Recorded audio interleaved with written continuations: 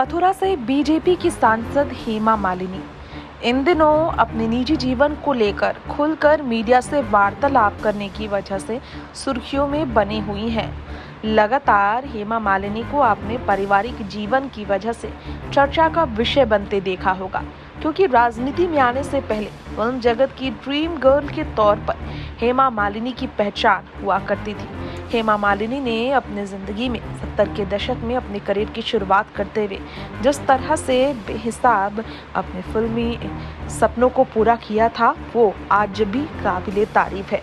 लेकिन इस मौके पर देखा जाए तो फिल्मी जिंदगी को जीते हुए हेमा मालिनी ने एक शादीशुदा शख्स से शादी कर काफी ज्यादा विवादों में अपने शादीशुदा जीवन को लाकर रखा। जी हाँ, हम बात कर रहे हैं बॉलीवुड के ही मैन यानी कि धर्मेंद्र के बारे में। राजनीति में उन्होंने भी अपने आप को आजमाने का प्रयास किया, लेकिन बेहतर न करने की वजह से उन्होंने कदम पीछे कर लिया।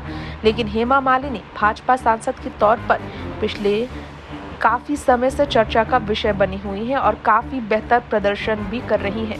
इस बीच आपको जानकारी देना चाहेंगे कि हेमा मालिनी जो लगातार अपने निजी जीवन पर बेझिझक बात करती है, उन्होंने शादी के 43 साल बाद अपनी तरफ से कुछ बातें बताई हैं। धर्मेंद्र को हमसफर बनाने के पीछे का कारण बताया, पारंपरिक शादी को लेकर भी अपनी राय रखी।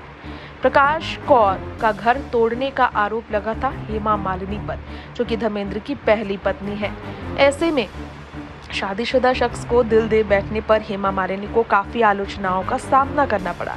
अब एक इंटरव्यू में उन्होंने आज 43 साल बाद धर्मेंद्र से शादी और प्यार पर बातचीत करते हुए कहा कि अगर धर्मेंद्र के साथ पारंपरिक तरीके से शादी होती तो जिंदगी कुछ और ही होती।